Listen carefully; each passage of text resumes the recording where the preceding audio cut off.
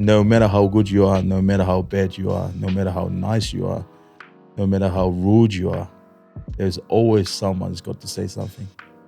No matter what I'm telling you, no matter how good you are, how nice you are, how rude you are, how bad you are as a person, someone will always find something to say about you. I've always thought like no child should have to bury a parent, right? So how was that moment for you, especially having to play through it as well? I've spoken about this, and I think every time I speak about it, I feel a little bit better every time, because it's even like just mentioning her name, I just start crying, but more I speak about her, I think it's a good thing for me to spread the words what she's done to us. I ran the ball, someone collared me, pushed me in the ground. I just lost my head because I was already in the dark play. So when he was running back, I was running behind him and I was saying something to him, and he just turned around and nudged me, and I got knocked out. No way. Yeah, I just got dropped, and I just woke up. I can't remember what happened. So all the boys were fighting. One of my teammates said, "Koni, you just got dropped." And I was looked and went, "Oh," when it shook the guy's hand, that knocked me out.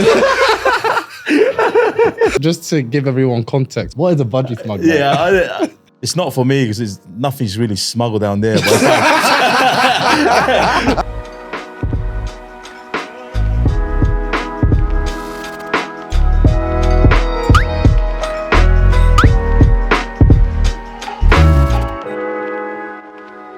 Welcome back, guys. Welcome to Teddy Talks. I'm glad to have you guys. I am Teddy Soares. I'm joined by my lovely brother, Sidney Soares. We have a special guest on today, a rugby legend. I call him a rugby legend anyway. He's been through 10 plus seasons.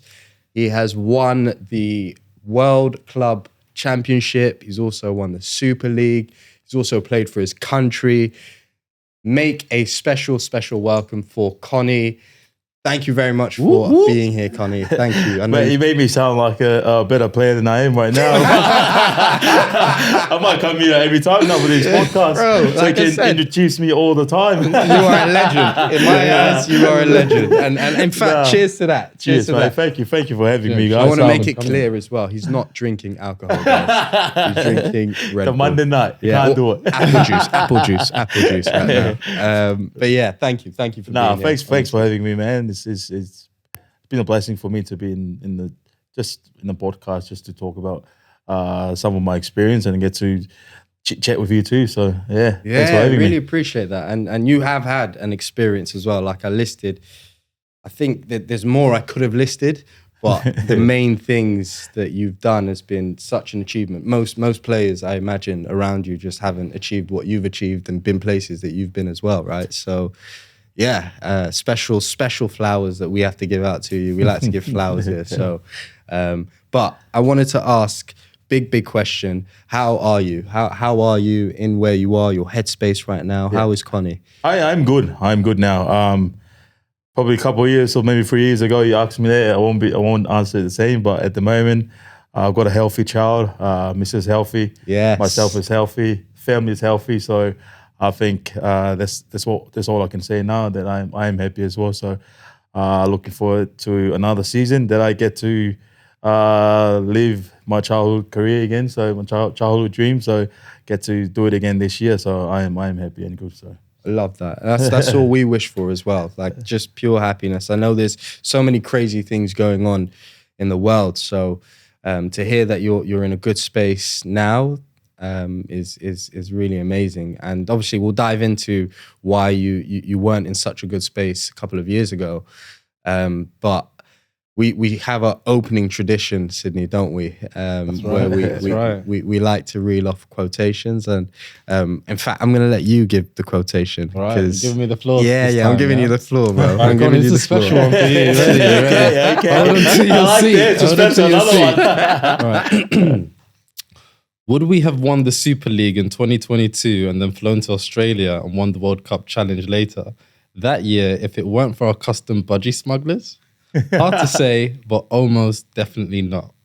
Guess who said that?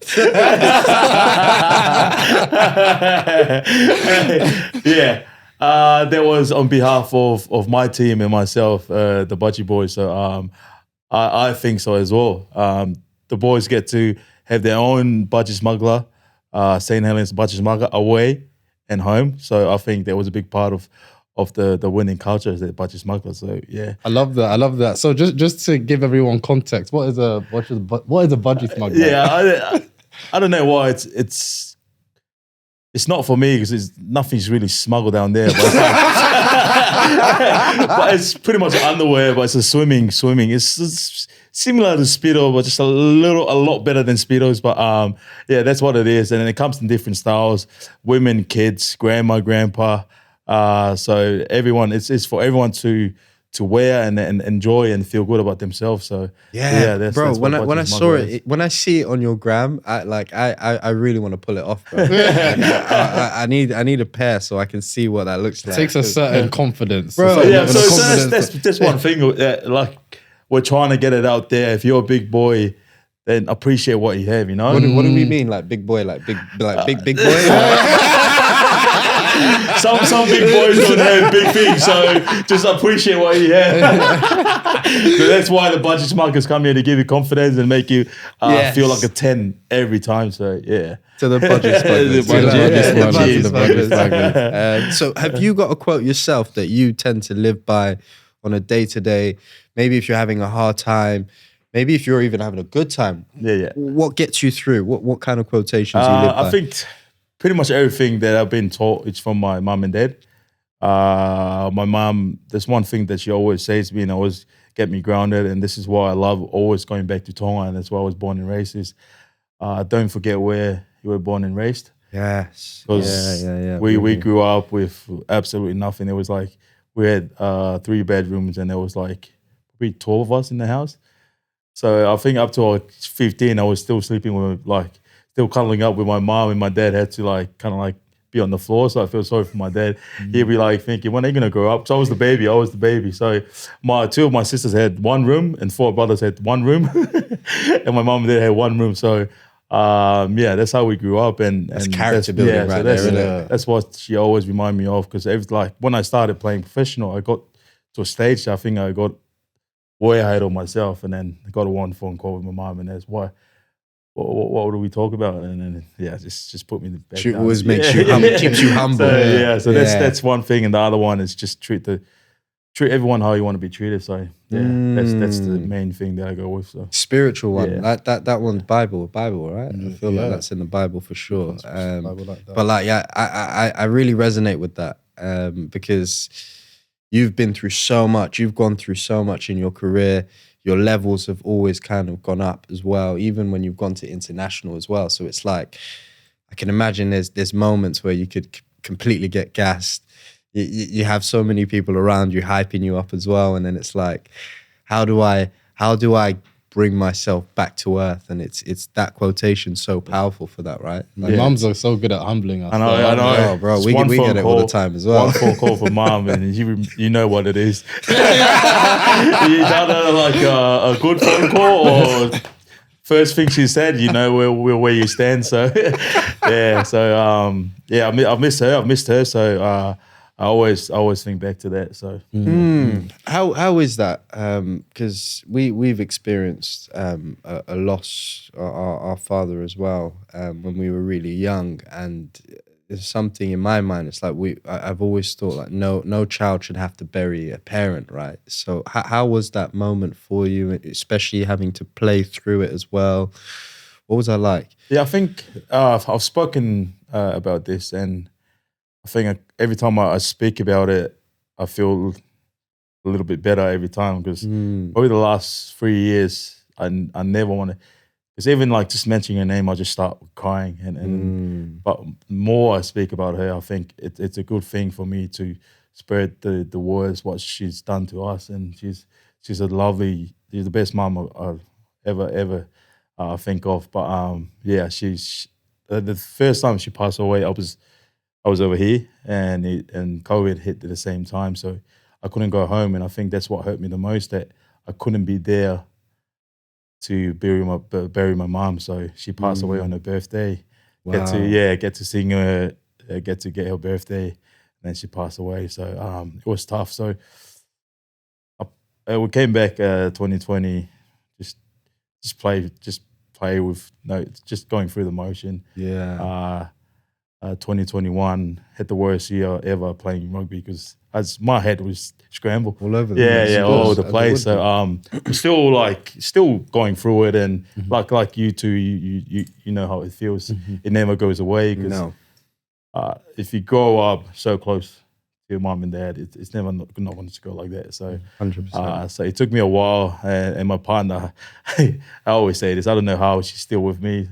I was in a very dark place. I was just didn't even speak, I just do my own thing and stuff like that. But she's a strong person to be around. She helped me through those couple of 3 years that I've been in the dark. So the club that I was playing for, the Leeds Rhinos, I had 3 years with them.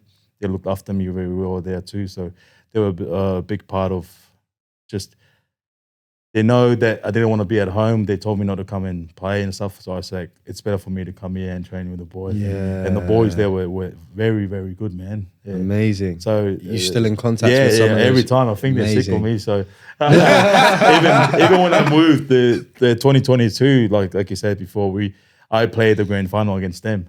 It was at Leeds. So it was kind of weird, but it was kind of, it was a good vibe because I was playing against my friends, my friends, they are my best friends here in the UK. They look after me when I moved here and stuff like that. So, but it was kind of good as well that we won, and to get one over them. It was just like that. The bragging rights must have been amazing. So, that was it. So it was tough. Like I said before, I never wanted to talk about it because I get so emotional.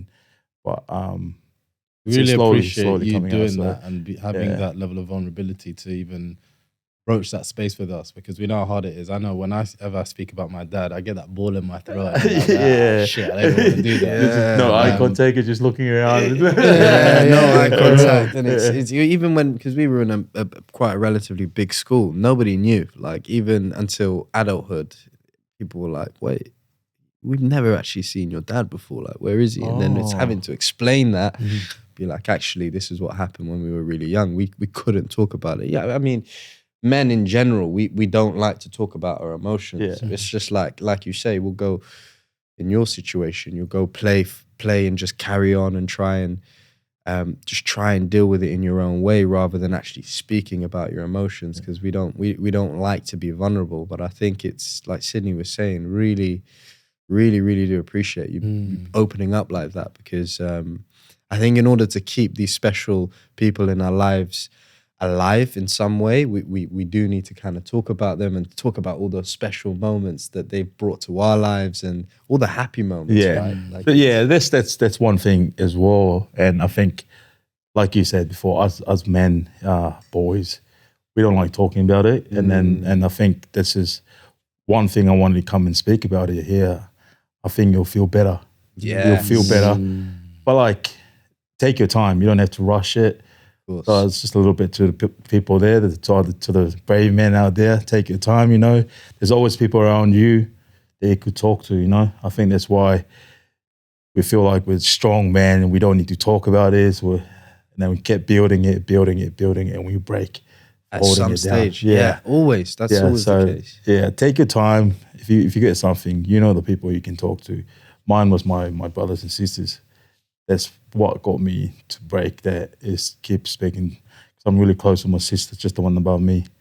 And she said, whatever you're going through, we're going through it as well. So don't think you're alone. And that's what got me. I was like, I thought I was the only one because I was the one not there. So, she said, it feels the same. Even if you were here, it would still feel the same. So he got me that. So it was nice to speak to them all the time. So special. Yeah. We love really that. special. And, you were talking about the whole persona of being a big, strong man. And I know that being in the rugby world, people have a lot of preconceptions about you. And how do you deal with that? Because a lot of people judge you before they even meet you. Yeah. I think it took me time. It took me a while to figure out that no matter how good you are, no matter how bad you are, no matter how nice you are, no matter how rude you are, there's always someone who's got to say something. No matter what I'm telling you, no matter how good you are, how nice you are, how rude you are, how bad you are as a person, someone will always find something to say about you. So I think that's what got me to break that little. If it comes from my brother and sister, I will take that. Maybe from my coach, maybe from my friends that really knows Closest me. people to you, of course. Then I'll agree and I'll have a chat with you. But then when it comes from not in a rude way, people that don't really know me, like you said, they don't really know me, not knowing what I go through, soreness, the waking up in the morning, the getting home, losing in gaming, trying to have a go at your partner, telling her this and that. They don't know that.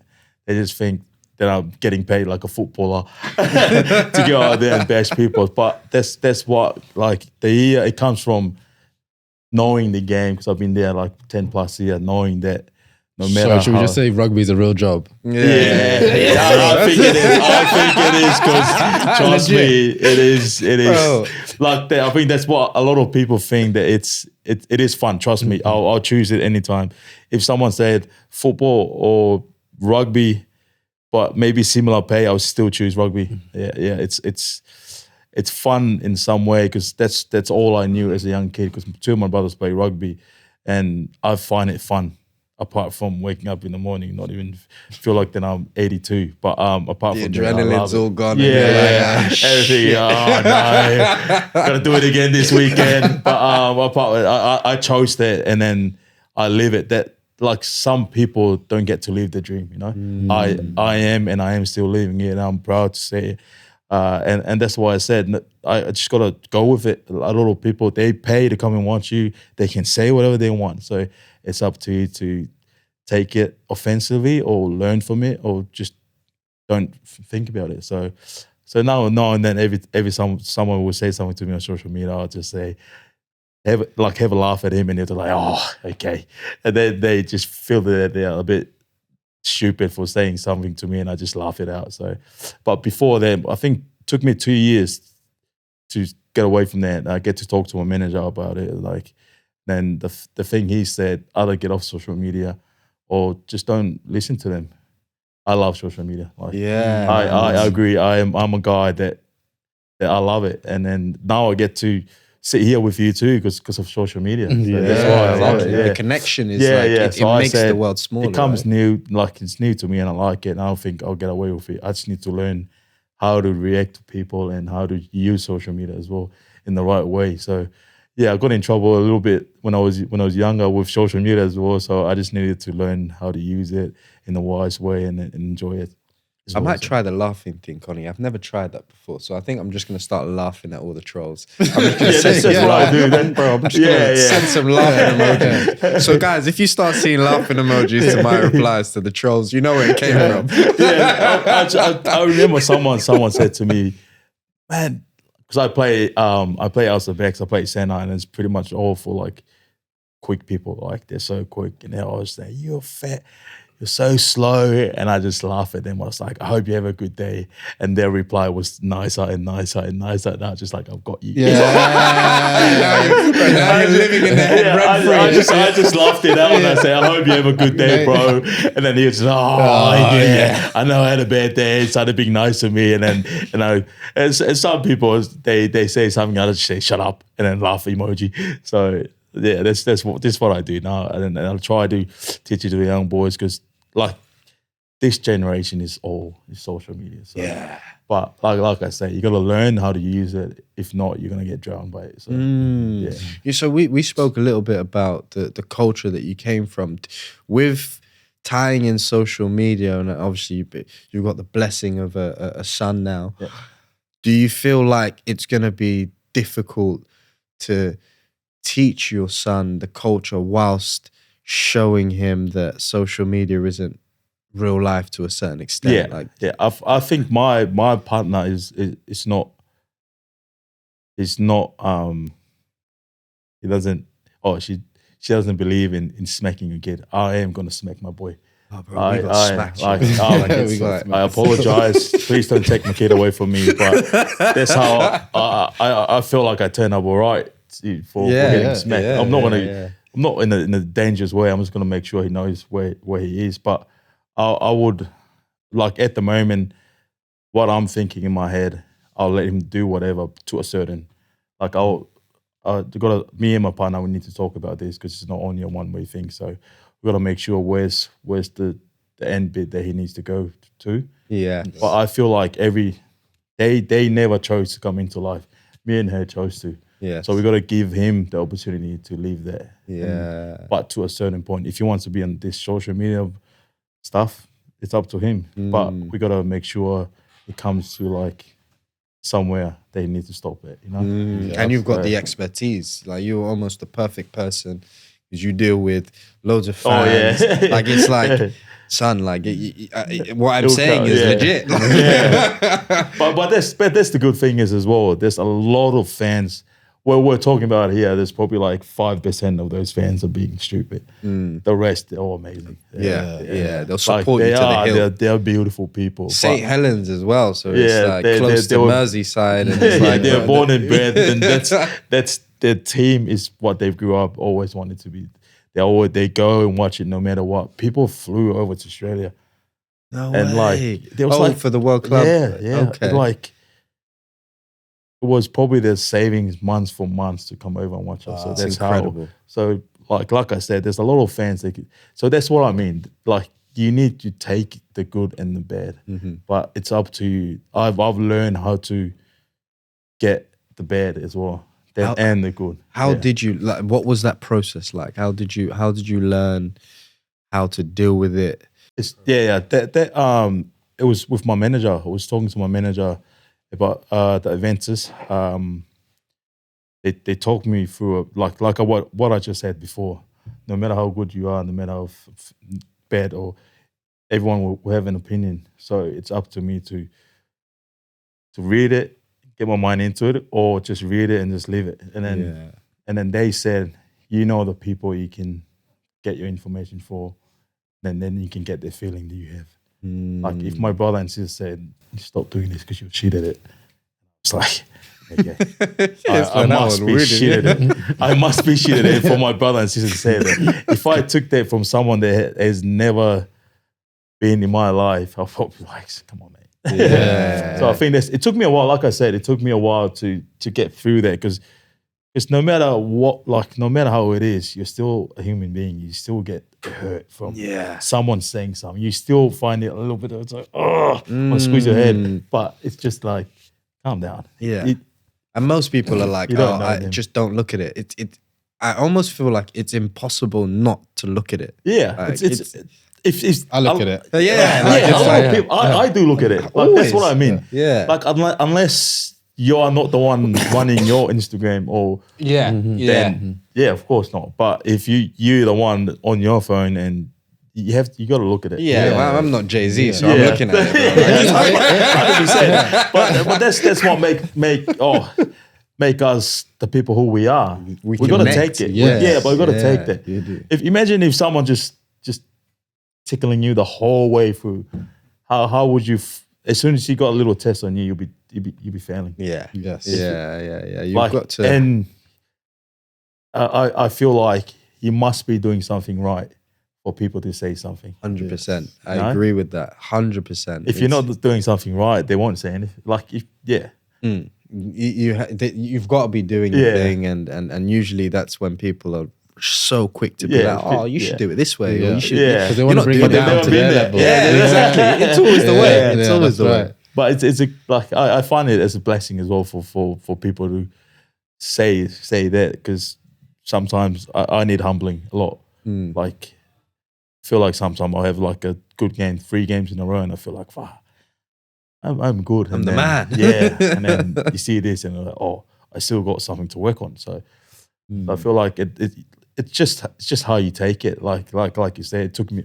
You're asking me, but it took me a little while to try to make it as a positive, because it will like get in my head. Rather than me going and working on it, it'll be just getting in my head. Going to a game, I'll be thinking about what he was saying while I'm playing, and it's gonna make it worse and worse and worse. Yeah, you could always remember your mum's quote. So that's where you came from. So, and I wanted to take it there, and just because you've got such a solid mindset. Some of the things that you were saying there helps you compartmentalize. how do you say that word? Compartmentalize, That's bro. that's the word. That's the word. I don't even know that word. Yeah, I'm never using that word again. I'm never using that word again. That word's getting crossed out. What is that word? Yeah, please delete that. Erase that. Erase that word, please. Or maybe we get a white boy here to come and explain us this word, please. Hey, you can tell us. Nick, Look, what is this word, please? cut the cameras.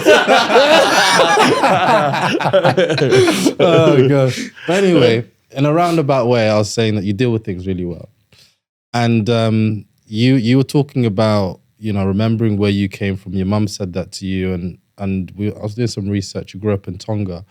You were saying that it was quite rough and ready where you grew up. Could you tell us a little bit more about what was growing up in Tonga like? Yeah, you mentioned that you want to smack your kid because you got smacked. Yeah. But I'm thinking if you smack your kid, your kid might get knocked out. So I grew up. I was the baby. I got 3 brothers and 2 sisters. They're all, and I'm the baby. And I think with everyone saying, they always knew I was the little shit. Because my oldest brother, he's so. Cheers to that, bro. There's always one. There's always one in the family. My oldest brother, he's just on his little world. He's so quiet. My other brother, doesn't do any sports or anything. He does the cooking. If you tell him to build something, he'll just build it. Like he's like smart. I don't think he's right in the head. He's just too smart for that. And one of my brother, he's just he's like just a straight person. He's the one that everyone goes to. Like if something wrong, we just go to him. Yeah. And every nephew and niece is scared of him. That's that brother. He's smart. It does like everything right. He's never. I don't think he's ever tell a lie to anyone. He's so honest. He's like he's that brother. And 2 of my sisters, they're just so loving. Apart from the one above me, she's like my mom. Just can't stop it. She just try to fight everyone. She's so loud, and I think that's why I'm so close with her. Yeah, we have so much fight when we're younger, and I haven't won the fight yet. So, I'm so close with her. So we grew up in a big family. Like I say, we have 3 bedrooms, house at home, and we always have like an auntie or uncle that we live with. I have no idea like what this happened, but I think my mom loves she's so caring, and if something happened to someone, she'll brought it over home and just leave it home. And that's how we live. We live as a big family, and I always say this to everyone. That's what I miss the most when I move. It's how loud it is at home. Like from morning to night. Even our neighbors are always like, everyone is in trouble every day. They can hear my mom yelling every day, and it's like the happiest family. But at the same time, you have your struggle at home. But so yeah, we grew up, we pretty much had nothing. But when I grew up as a kid, I thought we were rich for some reason, because we were never hungry. Like going to school, we had everything for school. But my mom was just at home. She was a home mom. She stays at home with us pretty much, and then Dad pretty much did mechanic and do some fishing now and then to get put food on our table. Wow. Yeah, so we I thought we were rich because we get dropped off to school, picked up, from my dad. Food on the so, table. So yeah, we're just like, but everyone, when I was hearing other kids, my friends as well, they had to walk to school, and sometimes they've got the same uniform for like a week. We had pretty much 3 uniforms a week. So that in my head, I was like, wow, we must be rich. Then now I got to this stage, and I'm looking back, I was like, she really far tried from it. Yeah, but it was just what my mom and dad has done. Made like I'm pretty much the skinniest out of all my family. Put it that way, and we love eating. So I don't know how my mom and dad. I want to see a family photo. There's one brother, because he went vegan. He went vegan for like 4 years. So I think he's the only one under 100 kilos. So maybe he's above now. But everyone's over 100 kilos, so just put it that way. So strong. Yeah, but we're just that's our family, man. We were never into like Christmas or New Year's or birthdays or stuff like that, because once a month we do something, like the whole family. Like you already every month there, it was something on. Like we'll go to a beach and stay there for a weekend, like with just us, just go camping. Or because my dad used to have a boat, we used to get in a boat and go to a little island and just camp there for a week. So yeah, birthdays and Christmas and New Year, it wasn't really a big thing for us because every time we're having something fun. But like I said, like at home, you're always trying to build, because I feel like that's why I think we're rich as well, because we're always happy. But you have the other side as well, the struggle. We didn't really see that because it was my mom and dad was the one struggling. So looking back to where we grew up, that I think there was a lot of pressure on both of them that we didn't really know until we were a bit older. So, but everyone went to like good school.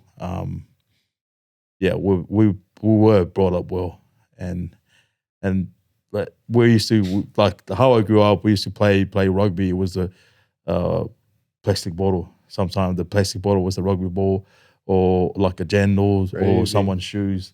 Yeah, and we used to just play, and the field was just like more rocks and soil on the field and stuff like that. I think I didn't wear my first boots till I was 15 or 16. But it was funny because we all run in. I think the first 5 minutes, you can see all the kids throwing their boots back out. They're like, no, we're more comfortable with bare feet running around with it. So, but that's pretty much how we grew up. And so, where did the love of rugby come from? Because I read when we were doing the research about you that you were a weightlifting champion. Oh, that's that. the love for rugby. I think my dad used to play a little bit, not as much. My mom's side they're all sports people. My mom's dad used to play for like just local in Tonga, and my mom's brother that I'm named after played rugby as well. They were really good in Tonga, but never made it out. Is it it's a big sport in Tonga? In Tonga, our main sport is rugby union. Yeah, so that's everyone wants to play rugby union, and we knew one guy. Pretty much everyone in Tonga knew about Jonah Lomu. If you guys know Jonah. He used to play for All Blacks. He's passed away now. He was like the Ronaldo for rugby. Yeah. I've seen some of his highlight reels. Yeah, so he's Tongan. So everyone in Tonga always think that, I want to be Jonah Lomu. So two of my oldest brother played it. They played for the Tonga secondary school. They get to travel. And I was thinking, I want to do that because they used to be at the airport. They all got the same gears and stuff like that. So in my head, I always wanted to be. But they never made it big as well. So I was the last one to make it, and I got lucky to make it. But with the weightlifting, I got a scholarship from Tonga to go to school in Auckland Grammar in New Zealand, Auckland, and get to play rugby for them. So while I was there, they were like, no one's doing weightlifting in your weight category. Can you just do it? But just because they paid for my fees, for my visa, for everything. I was like, I'll do everything you guys want me to do. and then I ended up winning it. It was like a secondary school thing, and I ended up winning the weightlifting without like no knowledge at all to it. I was just going up there and just lift the weight.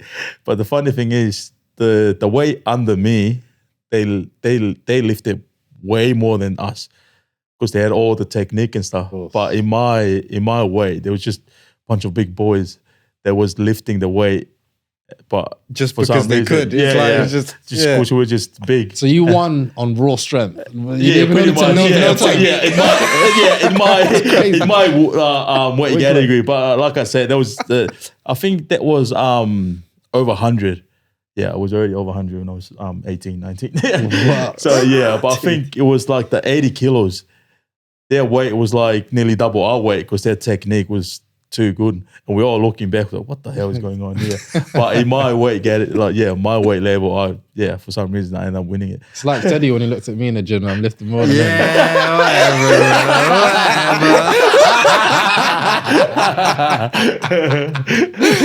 No comment, bro. No comment. So moving on. So when you went to school in Auckland, what was that like? Because was your family with you at the time? Did you have to separate? That was funny. Yeah. So they came over. I got lucky to got picked from the scouts. I think every school in New Zealand you're allowed to pick two from outside New Zealand. So a lot of schools go to Fiji, goes to Tonga, go to Samoa, Cook Island, to all the islands and see if there's potential there. I think Auckland Grandma came over, and then I got lucky to got picked. So I moved there with my dad. The only reason my dad had to come because he couldn't speak. Oh, is it? Yeah, Okay. I couldn't Of speak, course. so my dad had to do all the talking with them. So I was just at the background. I could speak, but like What's the native I language in couldn't. Tonga? We got our own language, yeah. So I What- couldn't what's hold the language called? just Tongan language. Tonga yeah. language. Okay, cool. So we couldn't I couldn't hold a conversation with them. I could understand what they were saying sometimes, but I couldn't like have Oh, this your dad conversation. must have loved it. He was So, like, yeah, so yeah, my yeah. dad, because my dad went to school in New Zealand for a little bit there before he came back to Tonga. And yeah, so that was the funny thing. So my dad came over, but luckily Auckland Grandma was all boys. So I didn't care at all. If they mocked me, they mocked me. But they were a bit like worried mocking me because they just look at me like I was sitting there. Like, I was like Adam Sandler. What's that movie that Adam Sandler had to go back to primary school or whatever? Because I was sitting there with all like 16-year-old kid, and I always looked like the dad. The big boy. Yeah. I was just like, so no one really mocked me because I was like just bigger Yeah, than bro. I everyone. was gonna say, how is anyone trying to bully you, bro? Like, Yeah, but there's a funny story because that's how I got my love for sushi because I ended up close to like a lot of the Asian kids there. yeah. Because in New Zealand, there's English and there's ESOL for the people like us from overseas, people there to go pretty much 3 years back to learn it again. So when I was sitting there, I was just all with all these Asian people. So I get to know them, and I think they got bullied a lot in that school. Or maybe just people yeah. So I see they used to hang around with me. They'll give me the sushi, and So you were like I had to their look after bodyguard, them. I had to look after them. It's he's funny, like bully guard. I was like the guard. I was like, yeah. And for, like years later, I think this was 2015. I went back to Auckland. This it has to be 2017 because I went back to New Zealand. So I went to New Zealand, went to the casino, played a bit of poker, and I was sitting across this Asian kid, and he kept looking at me. I was like, it's getting sussed. So I was like, I'm gonna have a break. So I walked out, and I saw him stood up and following me, and he was like, Koni. I was like, oh, hi, shaking his hand. You don't remember me? And I was like, oh, no, sorry. And he was like, oh, I was one of the kids from Auckland Grandma that he used to look after. Yeah, and he was like, I used to be friends with you in Auckland Grandma. And I was like, oh, what? That It was is funny. So I was wild. like shaking her head, a little chat after the poke there. So it's quite funny, yeah, that he still remembered me. So I love it that. was I fun, love yeah. that story. So what was it like transitioning from, obviously you've gone from Tonga and then you've gone to Gold Coast, am I right? I went to Auckland first. I was Auckland. there for 7 years Okay. in New Zealand. In New Auckland. Zealand, And then I okay. went from there. So what's it like transitioning from club to club? Like, is that difficult? What's that process like? When I went from playing for the Warriors to Titans, it wasn't really. Bear in mind you're moving further and further away from family as well. Yeah. So when I moved to New Zealand, it took me about 4 to 5 years to kind of like stop being a little kid. You're here for a reason. Because I used to call my mom every time I talk to my mom, I was like, I'm coming home. I'm coming home. I'm coming home. Yeah. Because I was in a boarding room there, or I'll go and stay with family. Like in the weekend and come straight back to school and go into sit in like a room, and you had a roommate for like the whole week. I just was never like that. I was mainly around people that were just laughing and taking the piss out of each other and stuff like that. So that was the thing I missed the most. Like even though I was in Auckland living the life, like eating breakfast, lunch, dinner, and like in the different environment to Tonga. I was still thinking the reason why I came here so I can help out my mom and dad. Yeah. And for like that was the mission. 2-3 years, I didn't get paid because I was just on scholarship and stuff. So I was like, what's the point of me being here? Oh wait, they don't pay you on scholarship? Nah. Like because it was still in high school. Oh. So because they pay for your visa, they pay for your flight, they pay for your school, for your uniform. So that's their way of paying you. Okay. For me to just go there and play. And then if I get scouts from there, then I get scouts, and then I'll go on from there. So and then I finally worked out. So I went and played for the Warriors. I was signed with them for 4 years. And so when I moved from the New Zealand Warriors to Titans, it wasn't really tough, but it was kind of like the tough bit that I had to prove myself again. So when I moved to there, different environment, different people that I've never played with, so I got to pretty much prove myself to them that I could play in this team, that I'm better than the person that was in that position. So I think that was the only hard bit about it. But it's a similar environment. Like with all the teams, it's pretty much the same thing what they're doing, because it's the same goal. You just want to win that premiership, get a ring, and so every team is similar. But it's just moving into a new team, you just gotta prove yourself again. So I think that was the tough thing is. But the footy boys, they're all good men, bro. Yeah, that's you good. get along with them. Like pretty much a lot of them you get along with. Okay, the big question then, because I'm not gonna lie. Now I've been to Australia, like from Australia to the UK.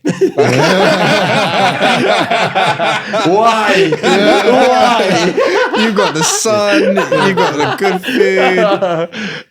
Like so, what was that like? That must have been. I still had the weather and I still had 1 year in Gold Coast, but my manager was talking about what do you want to do after that, and trying to sort out a deal with them for another year, so I can stay a bit longer. But I think they didn't follow through. They just said, "Oh, we'll wait after, let him play for a year, and then we'll see how he goes." And then they just, I had no idea. They spoke to this Leeds Rhinos, and then I think it's a deal I couldn't say no to. They sent to my manager, and at the time I was still 26, 27, so I was still young. I said, if I go there and I don't like it, I'll come straight back. But at the same time, I've never been away from Tonga for 18 years. So I was only first flight ever was 17, turning 18 from Tonga to New Zealand. And then just doing the flying from New Zealand to Australia, New Zealand to Australia all the time. And I was like, this is so hectic. And then got this opportunity when me and my partner flew from Gold Coast to Fiji to Tonga. That's when they were doing the deal. So my manager and Leeds Rhino were doing the deal. And then my manager calling me while I was on holiday. I was like, oh, mate, they need you to say yes or no now. I was like, mate, I'm in Fiji, mate. Leave me alone. And they were like, oh, yeah, that's right. Literally, I'll hang up. Me and my partner were at the bar and not in Fiji. It's just like there's some live music. Got the call again. I was like, I knew straight away it was my manager. So I answered the call. I had to walk away, and I just said, wait, give me 5 minutes. So I went and told her. I was like, do you want to move out? And then she was like, might as well. If you want to, it's up to you. So I was like, you got a job too. Yeah, because she had a great job. What a woman. She does graphic design, and that's what she does. And then she was like, oh, it's up to you. If you think you want to do it you can do it. And then I was like, what about you? And I was like, I'll come. And then I went back and called them. I was like, okay, sweet.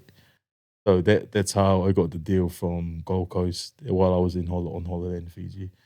So, but we both really wanted to travel. You're still in the mode of seeing the world. Yeah. So in that, we're like, this is the perfect opportunity for me. Go play here in England and get to travel around Europe. And if I don't like it, first year, second year, we can go back. Now this is my 6th year. You love it. So what is it that you love about the UK? I think I enjoy playing here. I think I know the weather is miserable here, but the fans here are different. Oh, they are different. Like even the people that come from Australia to play here, the only reason why they hate it here because the weather's miserable. And they get dark when it's cold. And I think that's why they go straight back. And I think I've had a lot of time for being homesick. I've been in New Zealand for like 7 years, in Gold Coast for 3 years. I think I've learned how to just grow up a little bit, Yeah, and enjoy. Still live life because that's home for us. Yeah. But when I'm done, we're going back there. It's not like it's gonna go away. And my partner always remind me that. Remember when you said we're always gonna go back because it's going to be a 6th year. You might go 7, you might go 8, you might live here. And now you've retired as well. So it's like, wait, you're like, we're going back. We said that's home. But I Where's think your partner from? Gold Coast. Gold Coast. Yeah, born and raised there. Yeah, in the sun. No, she's here in the cold every day. But we enjoy the little bit we get to travel with the little fella now. Like we've been quite pretty much everywhere. So maybe 1 or 2 years, and I can't say when I'm gonna finish, but maybe soonish. Then we'll go. Like I said, home will be home for us. So. But so you've retired internationally, though, right? Yeah. Like, so she must have even been thinking, wait, so now you're definitely not going back to Tonga for training. Yeah, she's probably thinking I'm finding a way for us to live here, but I don't think it's the lifestyle. Or not in a different way. I just feel like the lifestyle is for us to be back home. When you're raising the son. That's a great segue into what is fatherhood like? Because that's like it's relatively new for hard. you now, isn't it? It's hard. Nah, it is.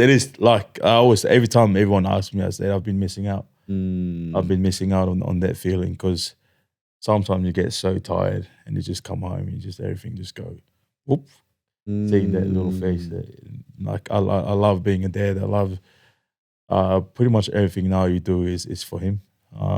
Literally, you just you gotta sometimes think twice now. Like, oh wow, yeah, this is not gonna be good for my son. So so and now I've kind of like got into a routine now, because my partner is like here. She likes the routine. Me, there is no routine. But now like probably the last 2 years I've got like trying to find a routine, like just because of him. Because I can't be living like that while he's gonna be struggling, and she's the one living with him pretty much all the time, because I'm more training, so I gotta do that with her. So but being a dad, I think is the best feeling, it's the best for me, because I've seen how my dad is with us. My dad was never really close. He was never really close with us. His love language was always making sure we're fed, always making sure we got something. But my mom was the one that always like the touch, the empathy, So it was like totally different. Yeah, my dad will never come put his arms around me and stuff like that. But he'll always make sure that I've got the best thing ever. Like even when I play footy. If I play like the best game, my mom would be like, "Oh, good game, son." My dad's like, "Oh, not really." He was that kind of dad. Like, he's like, you still need to do better here, but you kind of like figure it out that a lot of people are not like always like my mom. There's always my dad was different. So I'm kind of like, I feel like I'm kind of like my mom, or I'm just go straight, grab him and stuff like that. So, but being a dad, I think it's one of the best. It's a blessing for me, you know. There's a lot of people out there that can't have that blessing that I have to be a dad. So I am blessed. You want your son to be a rugby player? I don't care what he does. Hopefully not. Hopefully he be a football player. get more money for mum and dad, so we don't have to work. The retirement plan needs to be solid. Yeah? Project Mbappe. Please. But the way he's the build he's going, he's definitely going to be a football player. He enjoys his food. He's not eating as much as you when you were younger. He's definitely going to be a little nugget. So I think football will be no go. Do you follow football? Not really. I just watch it because all the boys.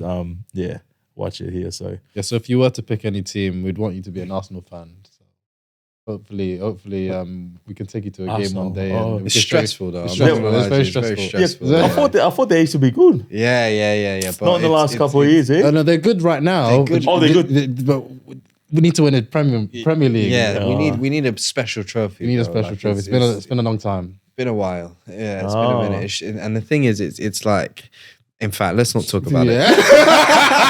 No, that's one thing I like about the football fans, and even the rugby league.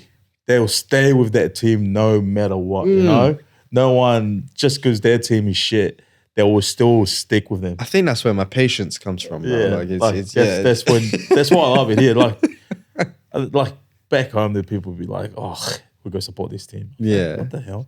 But here, even rugby league, their team get relegated and they still follows them, and like that's why I love it. That's how I think that's what you need from fans, just and that's why like I've seen a lot of people here like they talk shit about their team losing, but they still like, oh, come on, please. Yeah. They'll be the first one to defend them straight away as well. Yeah, I know. Like, that's they'll what be 100%. They'll be like, oh, why are we giving this? And then someone says something bad about them. You're like, shut up. I mean, rugby fans, I think arguably they're just as crazy as football fans because you're allowed to drink at rugby games. Yeah. You're not allowed to drink at football games. And I think that's when football games is more crazier than Yeah. We've got some hooligans out there. Imagine if the rugby fans drink. There'll be chaos every match. Oh my gosh. So wait, they're not allowed to drink during games, or they are? You can have a drink in the game. In the game, yeah. You can get pissed in the game. Yeah, whereas football you can't. You Like, can't. it's You're only just- allowed in the box and then In a you box, leave yeah. it there. And you come down. Yeah. I can see why. I can definitely see 100%. why. Just actually speaking about the differences between sports, that people have a lot of preconceptions about rugby players, like being strong, big, like macho, and obviously there'll be a soft side to you as well. So I want you to kind of dispel some of the things that people naturally think about rugby players, which aren't always going to be true. So what do you usually come across as a stereotype which is not usually true about rugby players? Oh, even us rugby players think like that with other players. Like I used to hate. Who did I hate here? There used to be a player for Warrington I used to hate so much, man. Just a dirty player. And then I find out later he's the nicest bloke ever.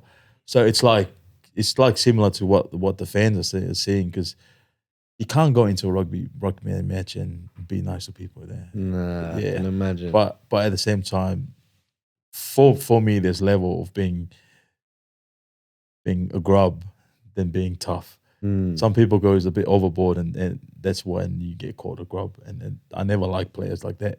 But I'm not like I'm not really a go in there and have a go at other players. I'm never like that, because I think I've learned my lesson. This was when my head was scrambled. This was like, I think 2020. I can't remember if it's 2020, 2021. My head. You smashed the person's jaw in. Oh no, that was the NRL. So this was here in England. I ran the ball. Someone collared me, pushed me in the ground. I just lost my head because I was already in the dark play. So I lost my head. I pushed him. So when he was running back, I was running behind him, and I was saying something to him, and he just turned around and nudged me, and I got knocked out. No way. Yeah, I just got dropped on and I just woke up. I can't remember what happened. So all the boys were fighting, and I was like going again, and I couldn't hear one of my teammates say, "Koni, you just got dropped." And I was just looking and went, oh, when it shook the guy's hand, that knocked me out. Do you know what? I think I've actually seen that clip. I went to look around. Oh, okay. When he shook his hand, I was like, kept playing that. Well done. We both got yellow carded. You know what? No one can ever knock you for saying you're not a good sport. Yeah, that's great sportsmanship. So when I got up, I was looking for the guy that was at the start, and I was like, come on, then me and you. And I can hear the guy at the back say, "Oh, you got knocked out." And I was like, oh, sweet. I was running towards him. I was like, fair play, man. Shook his hand, and then we both got back on the bin, and we got both yellow carded. Wow. So you know when you lose your head, then how do you bring yourself back round? Like, because obviously rugby is such a hustle and bustle I sport. think it's because I've got other players to worry about. Yeah. If I lose my head, I've tried to do something stupid, I know I'm not the only one I'm letting down. I'm going to let down the other.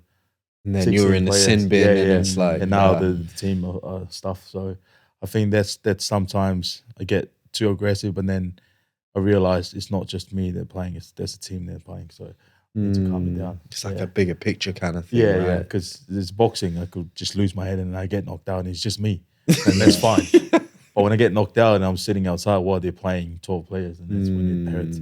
That's when it hurts the most. When I think a lot of time that I lose my head is because I'm letting them the boys down. But need to learn. Like I've been learning how to just forget about it and move on to the next one, because that's what they always say. Try forget about it and move on, because there's no point of thinking about it. It's gone. When it happens, it's gone. They can't go back and then try to fix it and then come back and go again. You're already in the sin bin for so I think minutes. That's like I always hear that from like one of the players I play with now. That's what he always said. Just try to forget about it. Come in. So. But it's not usually that easy to just forget about it. No. But those other times, you know, I understand that in the past 3 years you had your dark moments, but the other times where you lost your head, we can all do it. We're human beings. Was it because there was things off the pitch that you were thinking about, or was it just because a player was getting under your skin and you're like, fuck this guy? Yeah, it's never a player. Never. I've never tried had a go with any player. It was never. Just like what happened with the other guy, it was never because I hated him for years that I tried to fight him, and it just happened. But I think throughout my career, I think I've had only 2 incidents like that, and I think it was something from outside. It was never, I'm never like that. Like a lot of the boys, like they know how I am, and they were shocked that I was running after the guy. Then they said, they must teach you a lesson. Then they don't do it again. But I think it's always from something that I've had before. Because like I said before, I never talked about it. I never speak about it. But it's more I speak, and then it'll come out in a different way. You know. So I think that's. I've never had a thing in the game that I hate this guy that I want to fucking kill. Yeah. So that first incident, what was it about? The jaw one. Yeah. Oh, that one, I was just running. That was my style of running. I run. When I go to bump, I lift my knee up as well. Mm-hmm. So that one was just a reaction. I came back and the guy came low on me. So it was just a reaction for me to put my knee up. So when he came, he went straight. He was coming down here and I lift my knee up. So when it happened, I had no idea what was going on. So the play was still going. So I think 2 minutes later, they stopped it and then they reveal it. And then that's when I got yellow card. But no one knew what happened. They only found out because the guy was his jaw. If the injuries wasn't so bad, do you think they would have been as harsh with the judgment? Like if he wasn't injured, I wouldn't be. That's crazy. That's politics. That's surely politics. that's politics. Every sport's like that. Yeah. True. Actually, football's the same thing. It's just like we're gonna just punish you just because we need to make an example out of this situation, right? But if the injury is not there, then it wouldn't happen. Because when it happened, it was playing on. Like the refs were there, the lineman was there, but when they see the guy, it was actually bad. When he was walking out, they had to review it on TV, and they said, "Oh, he's got to go yellow card." Yeah. Wow, interesting. I want to just jump into relationship quickly, Koni, because like having met you, seem like a really sweet guy. Are you? Would you say you're a romantic in the relationship, or like what are you like in your relationship? I think I'm not really romantic. Like, not really a romantic guy, but I'm always. Remember this. You were playing guitar on your Budgy Smuggler. I think I'm not really I don't think she thinks that I'm a romantic guy, but I'm like, this is me. I love this that. Is me with her and talking shit. But I think it took her a while to figure out that it was just me. I think I remember her telling this story not long ago that our first date, she picked me up and I was blasting the music and singing to it like I've known her for so long. And she was just like driving. But I didn't know that she was like, what the fuck is going on? Yeah. Who the fuck is this guy? Like, but it was just me. This is the first day as well. First time she picked me up, first time I was in her car, I was just like blasting the music, like singing to it while she was just driving, and then all the way it dropped me off, and then but I think that's just me. But what song was it? Did she say, I can't remember. It must be a country song or something. I was pumping it. But I think like I always try. I try to do something sweet for her, now and then. But I won't say I'm far from being romantic. But yeah, I love a good cuddle though. Yeah. I do as well. It comes with a name, to be honest.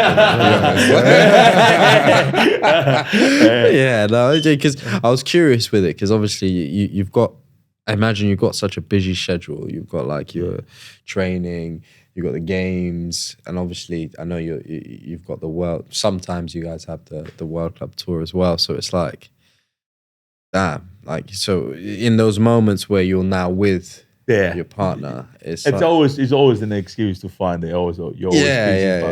But, you do sometimes, but she's like she's so chill, man. She's like the opposite of me. She's like, she'll stay home. She'll choose to stay home, like, and I'm always like out doing something out, but she's like so chill and amazing. Yeah. So do you think that helps with your personality as well, with you being so busy? The fact that she's so chilled, it's like, I think it is, because she take no shit from me, so she'll say it straight as well, and I think. How do you think she would describe you? Annoying, I think. Maybe annoying, but I should have messaged her. Give me a few secrets. But she's lovely, man. The main thing I really liked about her, that she was a family person too. Her mom is her everything to her. Beautiful. So her sisters, her brother, like no one will say a bad thing about that. Then with her, just like. Even when I first met her brother, I was like joking around about it's a bit good. She's got 4 sisters and 1 brother. I think the brother's the youngest, and I think the brother's not really like a outgoing guy.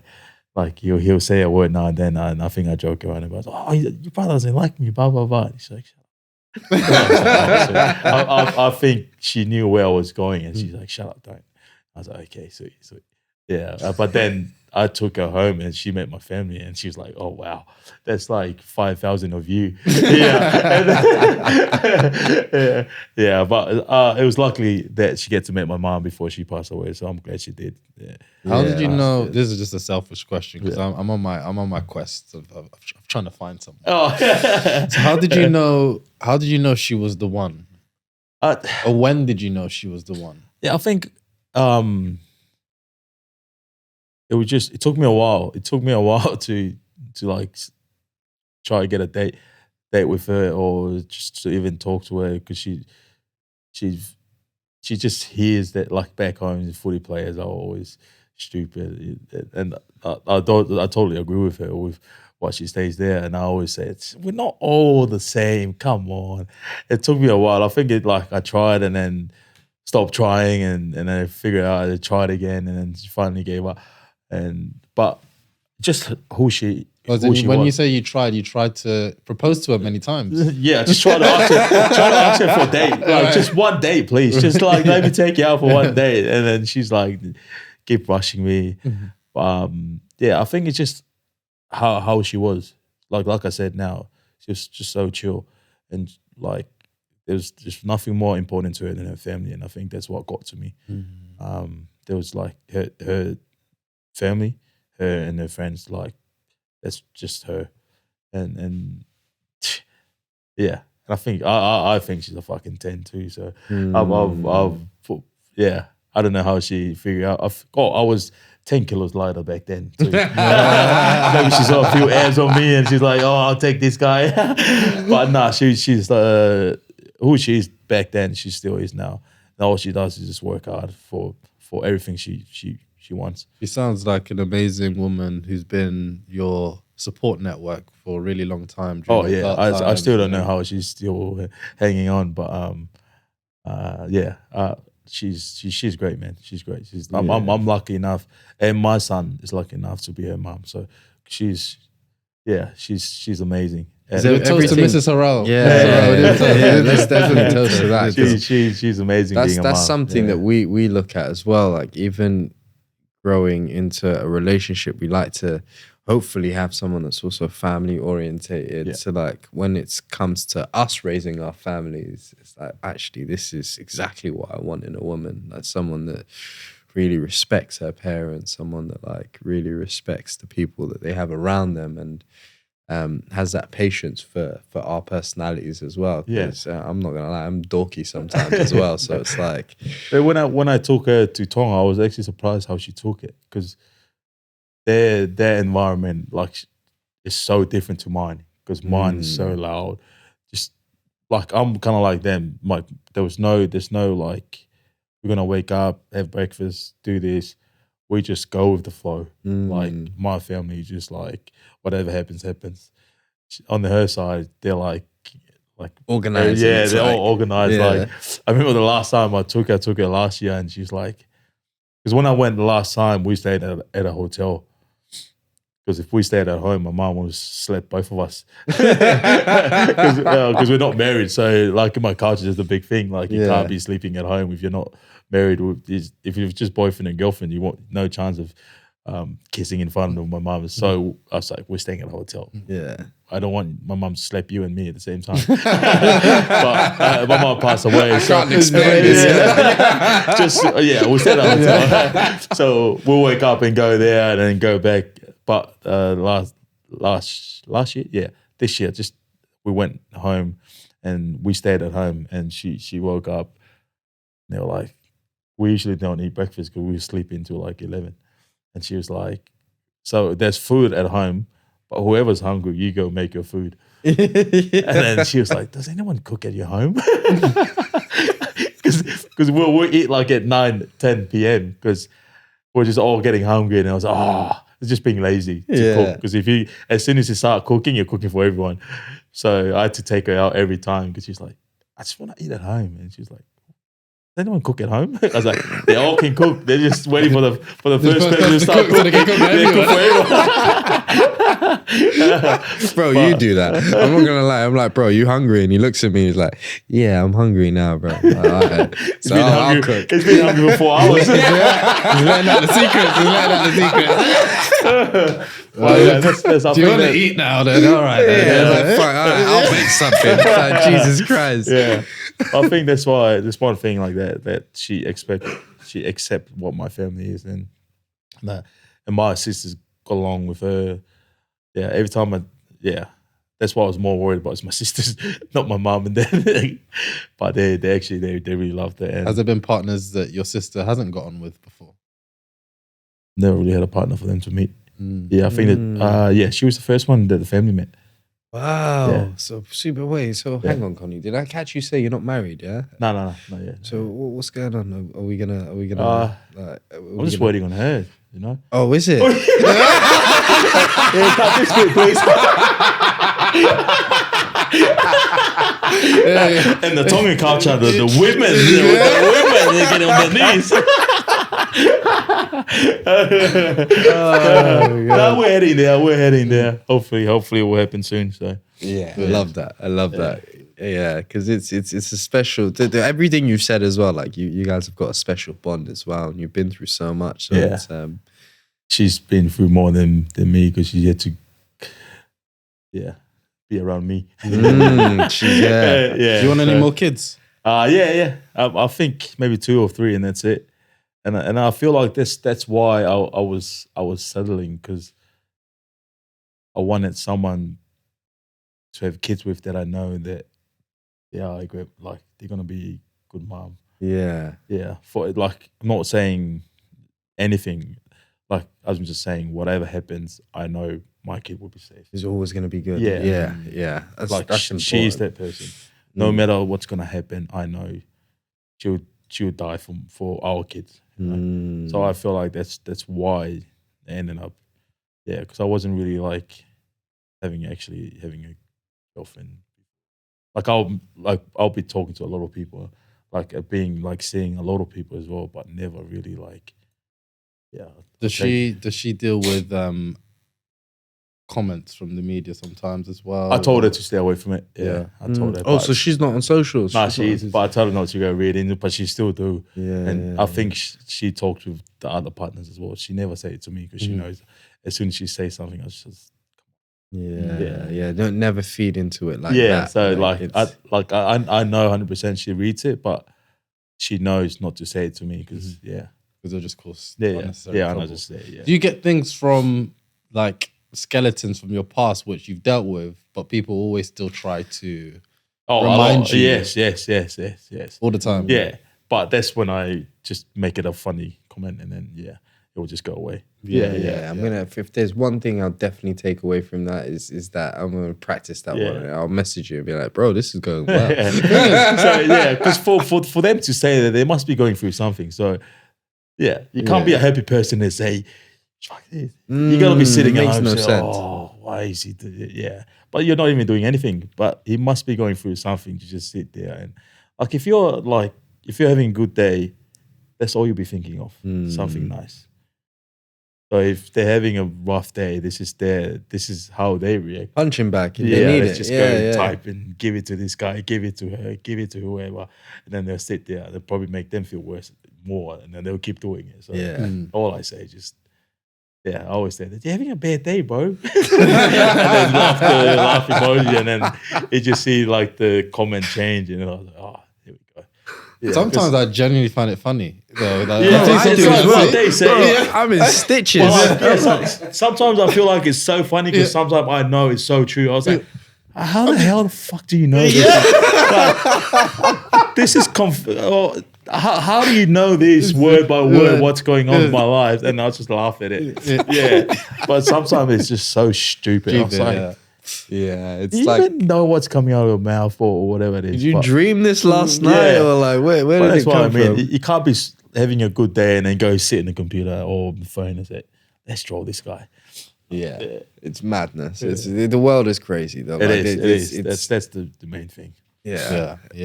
One thing I wanted to ask you about was, you seem to handle negative things really well, albeit you've gone through the most toughest thing in your life with losing your mum. But you had an earlier test which you touched on right in the beginning of the conversation. I think it was around 2013, 2014, where you were a young lad messing around with social media and you got caught. And it's funny, when we were doing our research and I read it, and I was like, I probably would have made the exact same mistake as you did. I said to Teddy, I was like, this is something that probably I would have been caught for. Yeah. So at the time, did you have your team around you who were giving you that arm around the shoulder to say, look, don't worry about what's going on right now? Or did you also have the media and your team and everyone else around you saying, what's going on here? When that came out, the first person I called was two of them, both of my sisters, because they're the one I felt like I've let them down the most for doing that incident. So I called them both and they said, it's fine, but what the fuck were you thinking? So they were the two person I called. When I called them, and then after the phone call, I was sweet. And I told them not to tell mum. And they were like, we're going to give you one day. If not, we're telling. And then I called my mum. And then I was literally crying when I called her because I thought she'd be like, wow. First thing she said, is everyone safe? Does anyone got hurt? Anyone? And I was like, nah. We both knew what was happening. And she was like, that's fine. I'm flying over. Oh, wow. And then the rest of the comment was like, nothing. Doesn't matter. Yeah, it doesn't matter. But before that, to be fair, it was like, not in a good way, but the comments was like praising me. But that's like thinking back, I was like, fuck, that wasn't, that's true. That was just building my ego. So my ego just kept going. It's like, I'm undefeated. Yeah, so I was like thinking I was the man. I was like, I was young. She was like actress. She was beautiful. Like she was a mom. She was famous as well. So in my head, I was like, this is building my ego. But sitting down when they're all a bit older and thinking back, man, like I've let her down. I've let her son down, her family. I've let my family down for being just a little shit, pretty much. Thinking back but that's exactly why. So that team, the boys were there. They're like, this will blow over, and because they've been there for a while and it happened to them, they said it'll blow over in like 3 to 4 weeks max. It'll blow over, and that's literally what it was. But still, I still get that comment to now. Really? Yeah, up to now. So I just ignore it for the respect for my partner. So but I never bite to that bit. So good. Yeah. That's exactly why I said that I could imagine myself making a stupid mistake like that, because I've seen my ego be so inflated when I was younger as well. Yeah. And obviously looking back at my younger self, I'm like, come on, man, what's wrong with Yeah, you? yeah. So that's what I mean. It's like it's part of it, but sometimes you don't want to go through the worst to be in the position that you know. Like, you know what I mean? Like, they always say you need to go through the bad to be the good. Mm-hmm. I wish I didn't have to go through the bad. Because I wish. But it's honestly, I feel like that's life though. Yeah, like, yeah. You have to go through these, I don't know, mistakes. Because if it wasn't there, then I'm not gonna lie. What do you tell your son? You just had a boring life. Like it's like what? But it's like if you don't go through it, anything round the corner could then just catch you, because you haven't gone through these life lessons. And it's like, actually, I've gone through that. I know what that's like. I'm not going to do this when I'm 30, 40, 50. I think after, like, it was 2014, 15, my career started like going downwards, because I was getting paid. I got a little bit of attention from women and stuff like that. And then, like I said, got the phone call from mom, and then she said that word. Just remember where you're from and why you're there, like, to help us. So, is that when it came like through? Is that when she came over? What was the thing that hit home? Yeah, that was it. That was it. Wow. Yeah. But I think the main thing is that I knew that she wasn't. That I was so surprised that she wasn't so angry about it. But she said at the end of the day, if you both knew what was going on, if she didn't knew, then it would have been a different story. She would have. She's probably going to be hiding at the airport. But I think we both knew about it. Blah blah blah. But it was kind of like a life lesson from then. And the funny thing is, we played a game probably 2 weeks after the incident came, and that was her first game to watch. She came from Tonga, because she was like, she couldn't really fly because she wasn't really healthy. So the first game in Auckland, and they absolutely killed it. You smashed it, smashed it. And everyone was saying, it was like, how do you deal with all these stuff? I was like, I was just here for my mom. I was just playing for her. Like, whatever the shit was behind me was behind me. It was just because she was there, yeah. And the coach is like, can you make sure your mom stays here for the whole year? Could you stay with your mom for a bit longer? That's amazing. But then I ended up moving to Gold Coast, and it was good, because I reckon if I went straight away when I was being a little shit to GC, I reckon I would have been in jail now. Oh yeah, because they don't mess around in Australia. The lifestyle there is too good. I would have been like not even playing right now. Yeah, wow. But I had to go through there, and yeah. And is that a Simba tattoo? Yeah. What? How did that come about? No, I'm a big fan of Simba as well, but my partner's got one as well. Yeah. Oh, that's cute. So she said I've been copying her the whole time. I was like, I always say mine is better than hers. So. Oh well, I want to, because we're heading towards an hour, and we have like a closing tradition, which is an act of gratitude. So it's trying to pinpoint right now where you're at in your life. What do you feel grateful for at the moment? Where's the gratitude at the moment in your life? My gratitude at the moment is just seeing my son growing and being healthy. I think that's amazing. I think like we sometimes as a parent and take that for granted that our kids is always going to be healthy and going to be so happy. But I think every day it's seeing him happy, and then when I see him like kind of like just a little bit sick and sad, sometimes you're just like, oh man, let him down. But I think that's my gratitude, is just being around him while he's growing, and like I said before at the start, I'm blessed to see my child grow and to have a kid as well. So that's I think that's my gratitude right at the moment, and my partner and baby are healthy. So amazing. Were you there when you first fell over? Did you see him fall over? I know a lot of parents tend to panic when that happens. It's like, oh my god. No, yeah, I was there. We both had a laugh at it because it wasn't that bad. But I'm gladly I was there for his first steps, kind of like walk.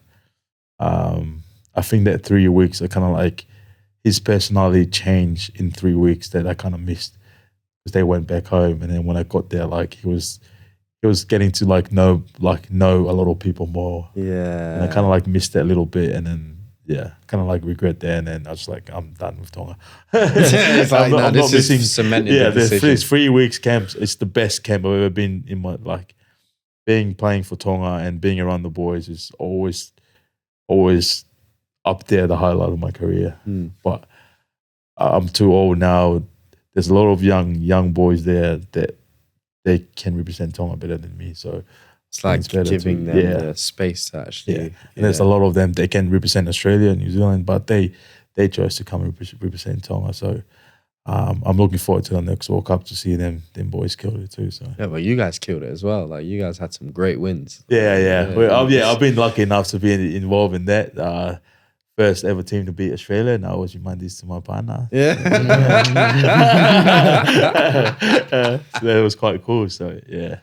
Amazing. Well, thank you again. Thank you so much. It's been refreshing to have you on. It's good to be here, man. Very grateful for your presence, your stories, and also the fact that you've come a long way to share a lot of some of the really touching ones, and hope people back home can relate to it too and feel like they're able to open up. And we said, it's very difficult as a man to be able to do that. So seeing someone as a macho man, opening up, I think you're really paving the way for us all. So thank you very much. No, it's good to be here. To be honest, I kind of glad you guys invited me to come in just from a different view of, because I'm always the rugby people they watch me, they listen to me. Then like even the last 2 podcasts I was doing with ex-rugby player and a guy that always been around rugby as well. So when you messaged me about it, I was like, oh, I would love to be here just because it's Teddy as well. But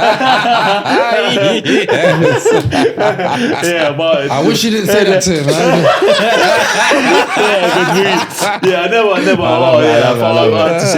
I never used to watch Love Island, and then my missus, I was like, come on. I always say, nah, I'll never watch this shit.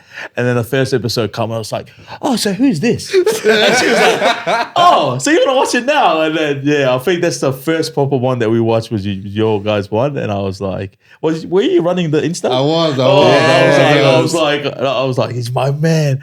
And then even in my partner loved you as well. We were just like, and then got the follow back, and I was like, look. And she was like, that's not Teddy running it. And I was like, oh yeah, that's true. I was like, oh man. The thing is, as soon as he came out, I told him straight away. So obviously I've been meaning to get to some of your games as well, but for schedules and whatnot. But I'm gonna make sure I get to one of your games. Bring the crew. But she said, you wait. When he goes back, you've been unfollowed. So when it finished, I always go like this. Look. He hasn't unfollowed me.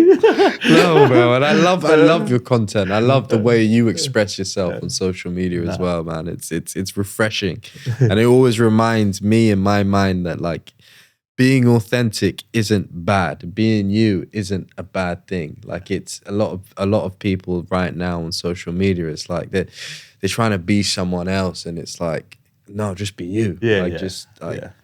So it won't be long till we wear our own Budgy Smugglers. I know. No, that'd be the next thing. We'll bring it here. You guys can wear it. I'll get you out. They'll sort you out. Trust me, they'll sort you out. Yes, I love that. Well, thank you again, Koni. Thanks for everything, having me, brother.